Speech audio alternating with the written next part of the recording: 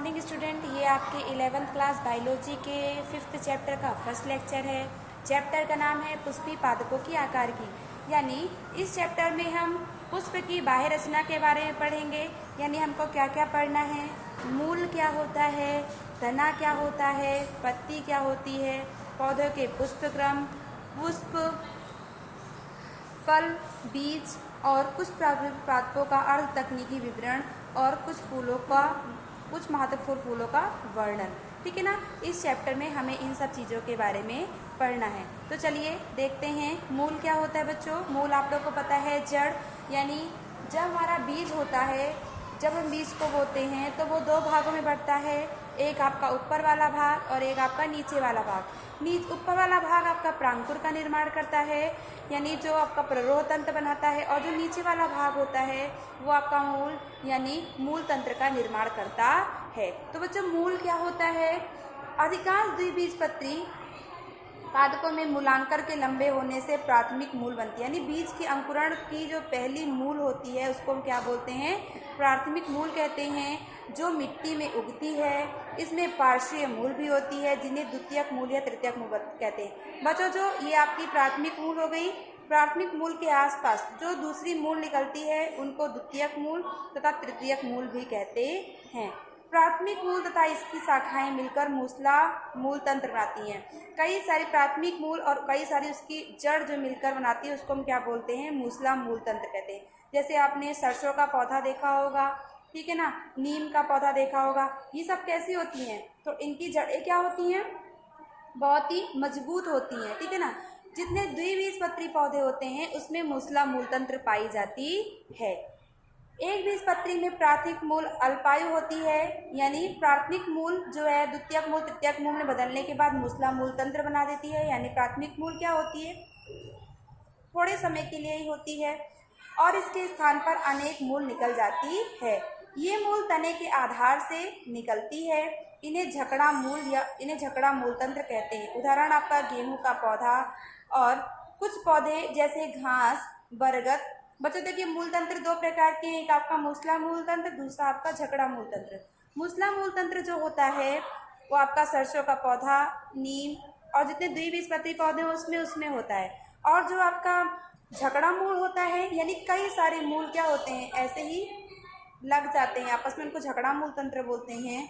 और आपने गेहूं का पौधा देखा होगा, उसमें झकड़ा मूल तंत्र होता है। और जितने एक बीजपत्री पौधे होते हैं उनमें झकड़ा मूल तंत्र होता है। कुछ पौधे जैसे घास तथा बरगद में मूलांकुर के बजाय पौधे के अन्य भाग से निकलती हैं।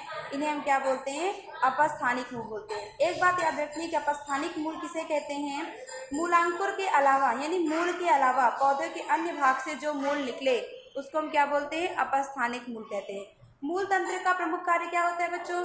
मिट्टी से पानी तथा खनिज लवण का अवशोषण करना। क्योंकि आपको पता है कि पौधों के लिए पानी और खनिज लवण की आवश्यकता होती है, ठीक है ना। तो जड़ का काम क्या होता है? मूल मतलब बच्चों जड़। जो मूल होती है वो पानी और खनिज लवण का क्या करती है? अवशोषण करती है और पौधों को मिट्टी से जकड़ कर क्या होती है? रखती है। अगर मूल नहीं होगा तो क्या पौधे टिके रहेंगे? नहीं टिके रहेंगे। यानी उनको सहारा प्रदान करने का कौन कार्य करता है? जकड़ के रखने का कार्य कौन करता है? मूल।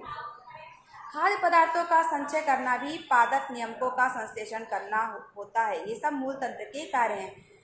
अब देखो बच्चों, जो मूल होता है आपका धनुभूवर्ती होता है, धनात्मक जलानुवर्ती होता है, ऋण प्रकाश अनुवर्ती होता है। ये सारी चीजें क्या हैं कि जो मूल का बच्चों भूवर्ती, जलानुवर्ती, प्रकाश अनुवर्ती, ये क्या होता है?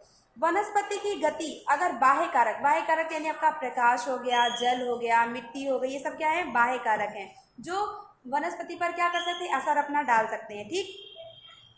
तो जो आपकी वनस्पति की गति अगर बाह्य कारक द्वारा प्रेरित होती है तो उसे हम क्या बोलते हैं? अनुवर्ती गति बोलते हैं। बाह्य कारक की दिशा की ओर होती है तो उसे क्या बोलते हैं? धनुभूवर्ती। और बाह्य कारक की दिशा की ओर ना हो तो उसे कौन सी गति बोलते हैं? ऋणवर्ती गति। जैसे अब जड़ है बच्चों, तो जड़ को धनुभूवर्ती क्यों कहा गया है? क्योंकि जड़ जो होती है, जो आपकी मूल होती है, मिट्टी की तरफ बढ़ती है ना, वो ऊपर की तरफ तो नहीं बढ़ती है, तो उसको कैसा? धनभूवर्ती, यानी जो उसका भूमि की तरफ भाग है वो कैसा है? धनात्मक होगा। ठीक। जलानुवर्ती होती है यानी जल की तरफ भी होती है, और ऋण प्रकाशानुवर्ती होती है यानी प्रकाश तो ऊपर से मिलता है लेकिन जड़ का भाग किस तरफ होता है, नीचे की ओर होता है। कारक क्या है आपका, नीचे की होता है। इसको ये कैसा होता है, ऋण प्रकाशानुवर्ती होता है, ठीक है ना। प्रकाश की विपरीत दिशा में होती है, धन की भूमि की दिशा में होती है, जल की दिशा में होती है, इसलिए इसको जड़ को हम धनानुवर्ती, धनात्मक जलानुवर्ती और ऋण प्रकाशानुवर्ती कह सकते हैं। ठीक, तो चलिए अब देखते हैं मूल के क्षेत्र यानी आपके जड़ के क्षेत्र। मूल के क्षेत्र, मूल में आपका जो आपका जड़ होता है बच्चों, वो 4 भागों में बटा होता है। उसका परिपक्व क्षेत्र होता है, दीर्घीकरण क्षेत्र होता है, विभेजोतक क्षेत्र होता है और मूलगोप क्षेत्र होता है। मूलगोप क्या होता है, जब मूल पे एक टोपी नुमा संरचना होती है जो मूल को क्या करती है, सुरक्षा प्रदान करती है, उसको मूलगोप कहते हैं। विभेजोतक में क्या होता है, कोशिका क्या होती है, मान लो एक कोशिका है, यहाँ पर कोशिका क्या होती है, विभाजन करती रहती है और कई कोशिकाओं का निर्माण करती हैं, वो आपका विभेजोतक क्षेत्र होता है। दीर्घीकरण क्षेत्र में क्या होता है, वही कोशिकाएं क्या होती हैं, बढ़ती रहती हैं और उसको विभेजोतक क्षेत्र कहते हैं। दूसरा होता है परिपक्व क्षेत्र, जहाँ पर कोशिका जो है बिल्कुल क्या हो जाती है, परिपक्व हो जाती है, कार्य करने के लिए बिल्कुल तैयार हो जाती है, उसको हम क्या बोलते हैं, परिपक्व क्षेत्र कहते हैं। तो मूल के कितने क्षेत्र होते हैं, 4 क्षेत्र होते हैं, परिपक्व क्षेत्र, दीर्घीकरण क्षेत्र, विभेजोतक क्षेत्र और मूलगोप। मूलगोप का काम क्या होता है, मूल को सुरक्षा प्रदान करना।